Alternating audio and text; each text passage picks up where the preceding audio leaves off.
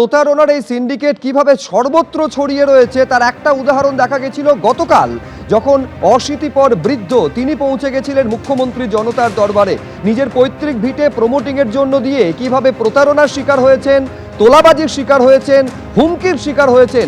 মুখ্যমন্ত্রী জনতার দরবারে গিয়ে নালিশ করে এসেছিলেন 81 বছর বয়সী প্রবীর মুখোপাধ্যায়, আর তারপর নড়ে চড়ে বসলো এনফোর্সমেন্ট ডিরেক্টরেট। তারা পৌঁছে গেল সেই ঠিকানায়। ভবানীপুরে বৃদ্ধ প্রবীর মুখোপাধ্যায়ের বাড়িতে পৌঁছে গেলেন ইডি আধিকারিকেরা। গতকাল মুখ্যমন্ত্রীর কাছে জয় কামদার, শান্তনু সিনহা বিশ্বাস এবং সোনা পাপ্পুর নামে অভিযোগ জানিয়ে আসেন বৃদ্ধ।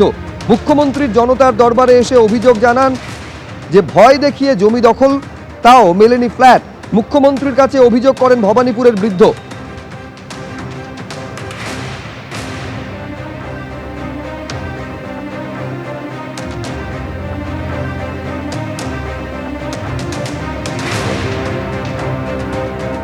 শুনুন গতকাল ঠিক কি অভিযোগ করেছিলেন অশীতিপর প্রবীর মুখোপাধ্যায়, দেখুন।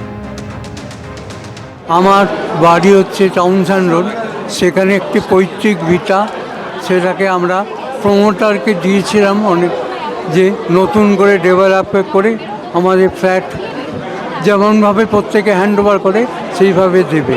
সেই প্রমোটার যে একজন বিখ্যাত শয়তান, সেটা বুঝতে পারিনি। তার নাম হচ্ছে জয় কামদার।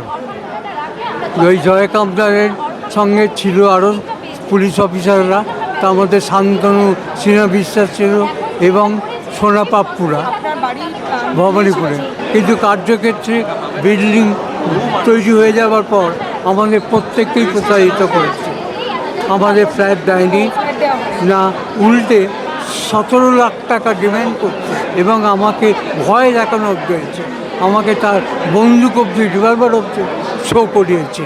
আমি আমার মাথার ছাদটা চাইছি।